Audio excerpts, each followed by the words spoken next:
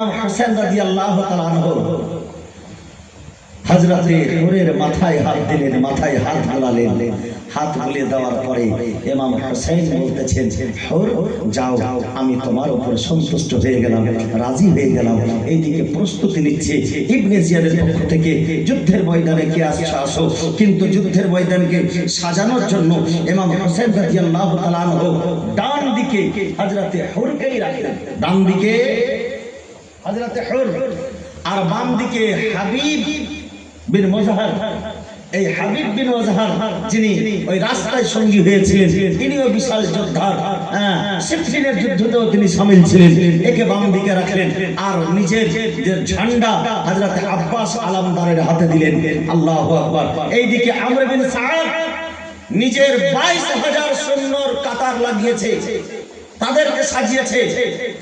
এক পাশে রেখেছে, একদিকে রেখেছে আমর বিন হাজ্জাজকে, একদিকে রেখেছে শিমার বিন জওশানকে, আর তার যে ঝান্ডা নিজের একটি গোলাম আমর বিন সাদের একটি গোলাম রুবাইদা নামে, ওই রুবাইদাকে দিয়েছে নিজের ঝান্ডা। যুদ্ধের ময়দানে আমনে সামনে প্রস্তুত, একদিকে 22,000 সিপাহী আর একদিকে মাত্র 72 জন ইমাম হুসাইনের সঙ্গী সাথী। যুদ্ধ চালু হয়ে যাবে। ইমাম হুসাইন বলতেছেন যে আমাদের পক্ষ থেকে যেন আগে কোনো হামলা না হয়, আমরা কোনো মতে আগে হামলা করতে পারি না। বিরাদরান ইসলাম, এইদিকে সেই সময় এক জায়গাতে এক শয়তানের দুষ্ট দুরাচার, বিরাদরান ইসলাম, যার নাম হলো মালিক বিন উরওয়া। এই মালিক বিন উরওয়া ইমাম হুসাইন রাদিয়াল্লাহু তাআলা আনহুকে দেখার পরে এবং ইমাম হুসাইন অর্ডার দিয়ে দিয়েছেন যে খিমার চারপাশে আগুন লাগিয়ে দাও, যাতে শত্রুরা আক্রমণ করতে না পারে। খিমায় এসে আগুন লাগিয়ে দেওয়া হয়েছে। এই মালিক বিন উরওয়া ইমাম হুসাইনকে হাসি মজাক করতে গিয়ে, ঠাট্টা করতে গিয়ে ইমাম হুসাইনকে বলছে যে ইমাম হুসাইন, আপনি জাহান্নামের আগুন দেখার আগেই নিজের খিমাতে আগুন লাগিয়ে দিয়েছেন।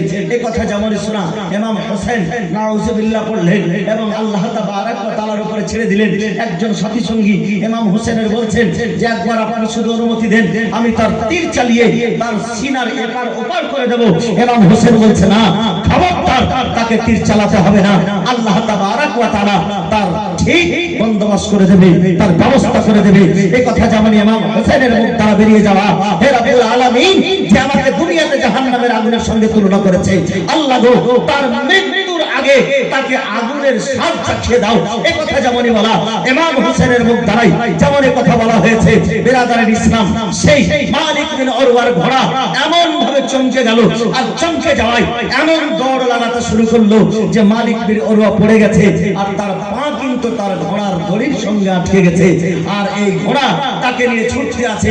এই ছুটতে ছুটতে শেষ পর্যন্ত এই মালিক বিন উরওয়াকে নিয়ে তার ঘোড়ায় নিয়ে গিয়ে তাকে আগুনে নিক্ষেপ করে দিয়েছে।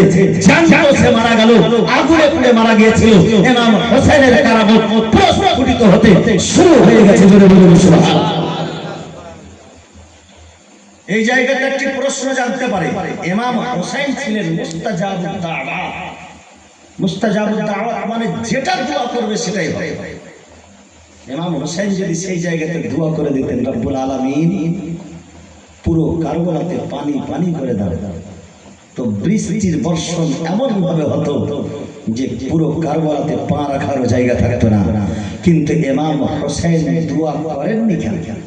মুস্তাজাবুদ দাওয়া এর কারণ হলো, বিরাদরান ইসলাম, খুব সহজ উত্তর। অনেক জায়গাতে অনেকে অনেক প্রশ্ন করতে পারে। এই রকমের প্রশ্ন আছে যে হযরতে হুসাইন হচ্ছে সবচাইতে প্রিয় রাসূল পাকের নাওয়াসা।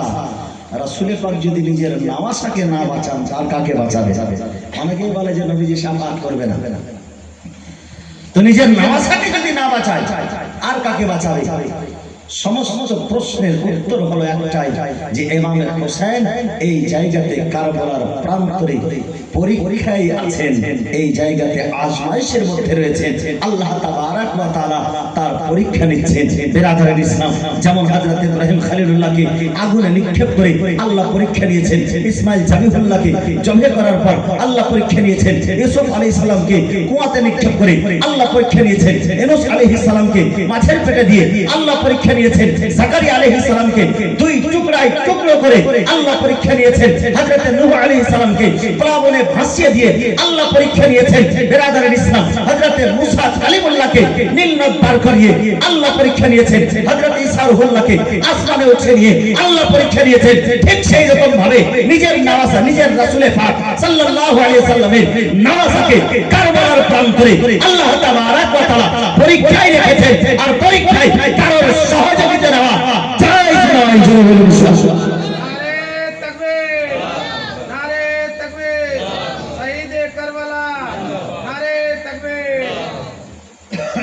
বিরাদরান ইসলাম ইমাম হুসাইন যদি চাইতেন বৃষ্টির বর্ষণ হতো, ইমাম হুসাইন যদি চাইতেন আসমানের ফেরেশতা রয়েছে, জিবরাইল আমিন সঙ্গে আছে, ইমাম হুসাইনের সাথ দিয়ে ওই 22,000 সৈন্যকে মুহূর্তের মধ্যে পিষে শেষ করে দিত।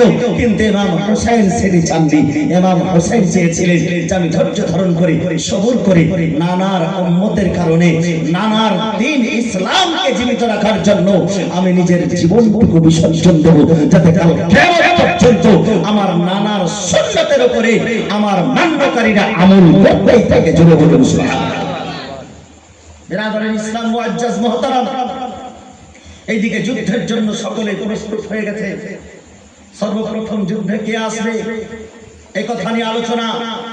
এই যুদ্ধের ঘটনাও বিশাল লম্বা, কারণ যুদ্ধের ঘটনায় প্রায় যদি বলা যায় ইচ্ছা মতো, তবে 2 দিন লাগবে এখানেই বলতে। তবে আমি খুব সংক্ষিপ্ত আকারে, খুব ছোট ছোট করে এই কয়েকটি কথা বলে যুদ্ধটাকে শেষের দিকে নিয়ে যাব। যুদ্ধ আরম্ভ হয়ে গেছে। সর্বপ্রথম আগে ইয়াজিদি পক্ষ থেকে, ইবনে জিয়াদের পক্ষ থেকে হামলা। যতক্ষণ পর্যন্ত না হবে ইমামে হুসাইন হামলা করতে দেবে না, ইমামে হুসাইন আগে বাড়বে না। বিরাদরান ইসলাম এর পরেও ইমামে হুসাইন রাদিয়াল্লাহু তাআলা আনহু ইতমিনানের জন্য, সুকুনের জন্য, তাদেরকে তাসাল্লি দিয়ে দেওয়ার জন্য কাল কিয়ামতের ময়দানে আল্লাহ তাবারক ওয়া তাআলার কাছে যাতে তারা এই কথা বলতে না পারে যে হুসাইন যদি আমাদেরকে শেষ মুহূর্তে একবার বোঝাতেন, হয়তো আমরা বুঝে নিতাম, হয়তো আমরা হুসাইনের সঙ্গে যুদ্ধ করতাম না। এই কথা চিন্তা ভাবনা করে ইমামে হুসাইন আবারও সামনে আসলেন।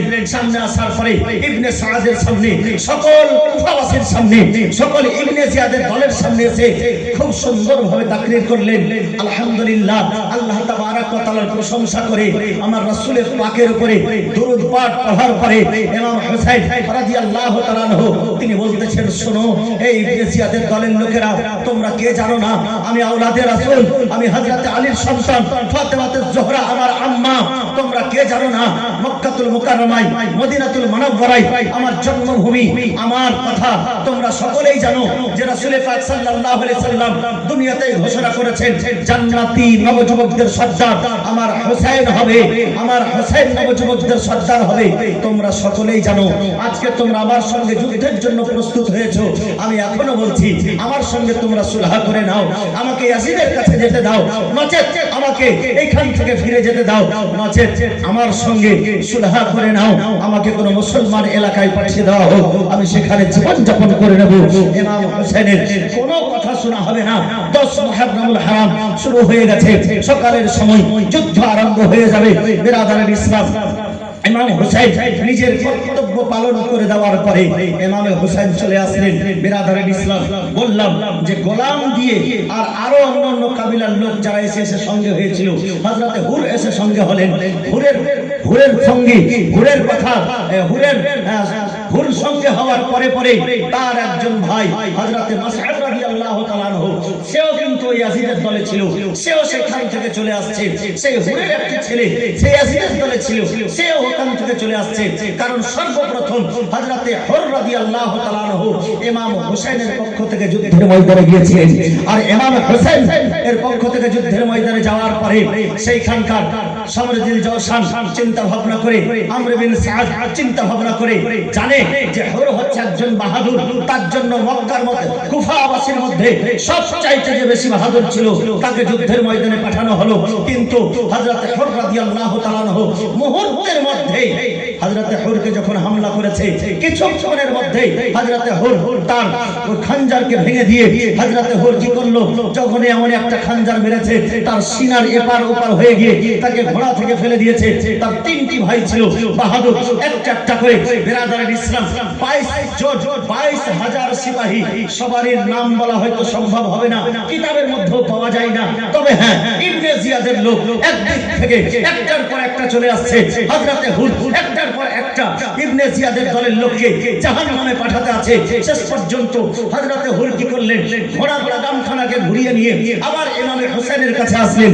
হোসেনের কাছে আসার পরে জিজ্ঞাসা করছেন, হুজুর আপনি কি আমার উপরে রাজি হয়েছেন, আমাকে ক্ষমা করেছেন? বলে অবশ্যই। আনতা হুরুন ফিদ দুনিয়া ওয়াল আখিরাহ। সুবহানাল্লাহ। হযরত হোসেন বলছে, এই হুর শোনো, হুর মানে হচ্ছে স্বাধীন, হুর মানে হচ্ছে আজাদ। তুমি দুনিয়াতেও স্বাধীন, তুমি আখিরাতেও স্বাধীন, তুমি জাহান্নাম থেকে পরিত্রাণ পেয়ে গেছো। এই কথা শুনে হযরত হুর আবার খুশি হয়ে আত্মহারা হয়ে আবার ময়দানে চলে আসলেন, আবার তলোয়ারি ঘোরাতে শুরু করলেন। এই করে বিরাদারের ইসলাম কয়েকজন ইবনে জিয়াদের দলের লোককে নারে জাহান্নাম করে জাহান্নামে মৌসাল করে জাহান্নামে পাঠিয়ে দিয়ে শেষ পর্যন্ত তার তলোয়ারখানা ভেঙে গেল, তিনি ঘোড়া থেকে পড়ে গিয়েছেন। আল্লাহু আকবার। চতুর্দিক থেকে ইবনে জিয়াদের লোকেরা তাকে ঘেরাও করে তীরের বৃষ্টি বর্ষণ করে দিয়ে শেষ পর্যন্ত হযরত হুর রাদিয়াল্লাহু তাআলা আনহু, ইয়া হুসাইন আদরাকতানি, অর্থাৎ এ হুসাইন আমাকে আপনি ধরে নেন, আমাকে আপনি নিজের আগসে নিয়ে নেন, আমাকে আপনি নিজের কোলে নিয়ে নেন। যখন এই আওয়াজ শুনতে পেলেন হযরত ইমাম হুসাইন রাদিয়াল্লাহু তাআলা আনহু সঙ্গে সঙ্গে গেলেন। যাওয়ার পরে হযরত হুরকে নিজে কোলে উঠালেন এবং হযরত হুরের চেহারা মোবারক থেকে সুবহানাল্লাহ নিজের চাদর দিয়ে তার চেহারাখানা সাফ করে দিলেন। জোরে বলুন সুবহানাল্লাহ। চেহারাখানা সাফ করে দেওয়া হলো। হযরত হুর একজন শহীদ হলেন ইমাম হোসেনের পক্ষ থেকে।